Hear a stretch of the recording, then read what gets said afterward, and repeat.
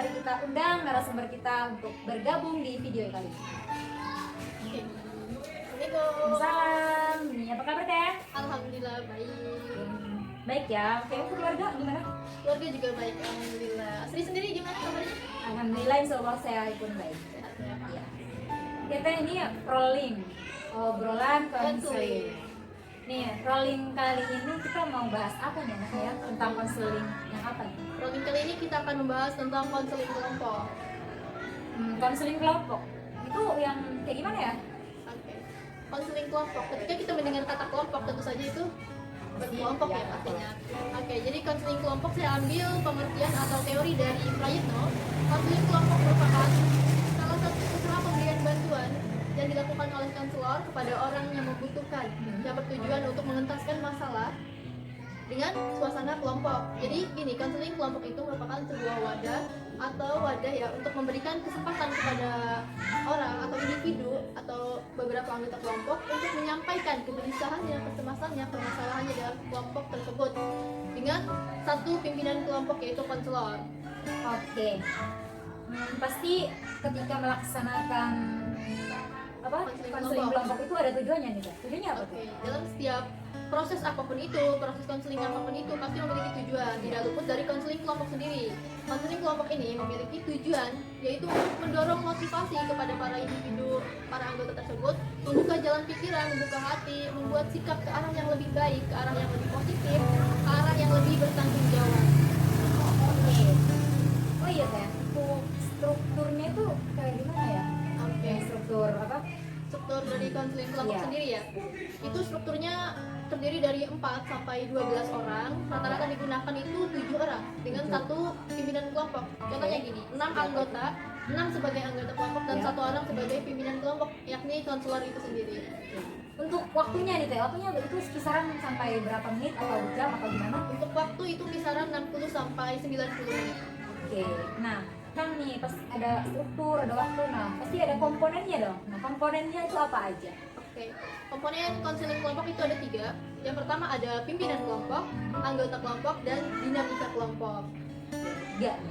Oke, selanjutnya nih yang saya ingin tanyakan, yang saya juga perlu tahu gitu ya, tahap-tahapnya nih Teh. Tahap-tahapnya apa aja nih? Iya. Betul sekali ya, dalam konseling atau dalam proses itu kita harus mengetahui tahap-tahap Ya. yang benar. Jika tahapnya salah, maka prosesnya pun akan Salah. salah. Oke, saya ambil tahap dari pendapatnya ahli konseling Prayitno. Itu ada 4 tahap. Tahap yang pertama itu ada tahap pembentukan, kemudian ada tahap peralihan, tahap inti atau tahap kegiatan, dan ada tahap pengakhiran. Oke, kita ke tahap pembentukan ya, atau tahap awal.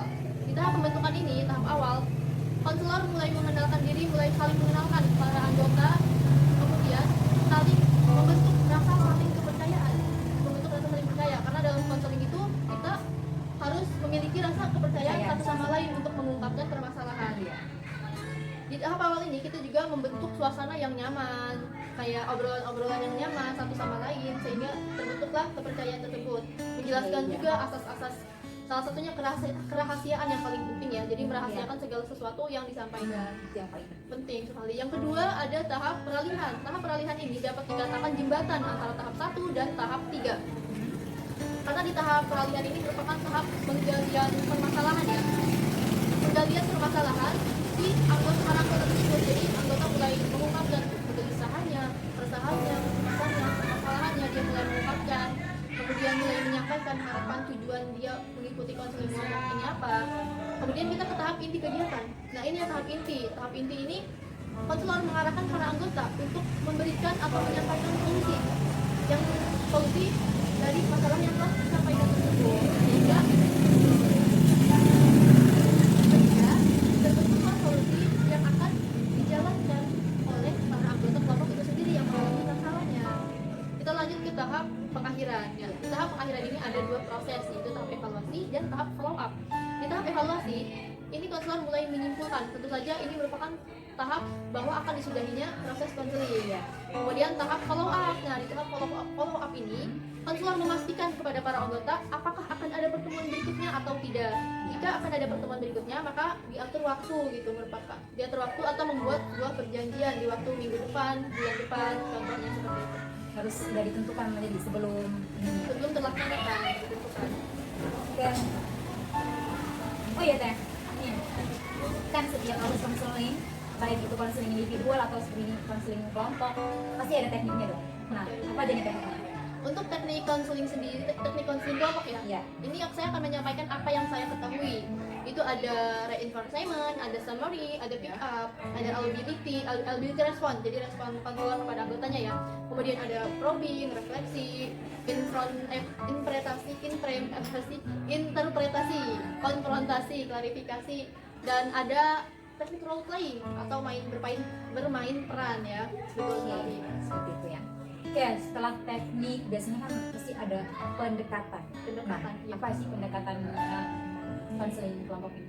Oke, pendekatan konseling kelompok ya. Kita kadang ketuker ya antara teknik dan Ya. pendekatan nih. Ah, Jadi ini banyak memang sekali. memang berbeda ya. Untuk pendekatan konseling kelompok sendiri itu kita dapat menggunakan pendekatan psikoanalitik, psikoindividual, kemudian kita bisa menggunakan client center, kemudian behavioral, kemudian rasional emotif, itu merupakan pendekatan secara pikiran ya, kemudian ada analisis struktur dan ada pendekatan realitas yang dapat kita gunakan. Sebenarnya banyak sekali ya pembahasan Betul materi sekali. konseling kelompok ini. Mulai dari pendekatan teknik tuh Iya. ketika dibahas lebih dalam lagi masih Nanti banyak kalau lagi kita ya. bahas semuanya ini bisa sampai malam gitu. Ya, waktu. Mungkin itu aja. Apa masih ada? Oke, untuk pembahasan teori materi dari konseling kelompok, saya hanya itu yang dapat saya sampaikan kepada para penonton, khususnya kepada dosen pengampu. Saya mohon maaf sebesar-besarnya jika ada teori atau materi yang salah saya sampaikan. Saya sangat mengharapkan kritik dan saran yang membangun untuk saya. Oke, mungkin saya juga sama. Intinya mohon maaf apabila ada salah kata dalam penyampaian ataupun masih terbata-bata. Karena ya kita di sini masih Masih belajar belajar. seperti itu. Untuk itu dan intinya apa yang Teh Hani sampaikan semoga bermanfaat bagi kita dan tentunya ini sangat berpengaruh bagi asli nih bagi saya apa sih dapat mendapatkan pengetahuan baru gitu ya karena kan pendapat orang itu berbeda-beda mungkin pendapat ahli penjabaran pendapat ahlinya seperti ini itu kan mungkin berbeda seperti itu. Kita harus pintar-pintar menyimpulkan ya. Iya seperti itu.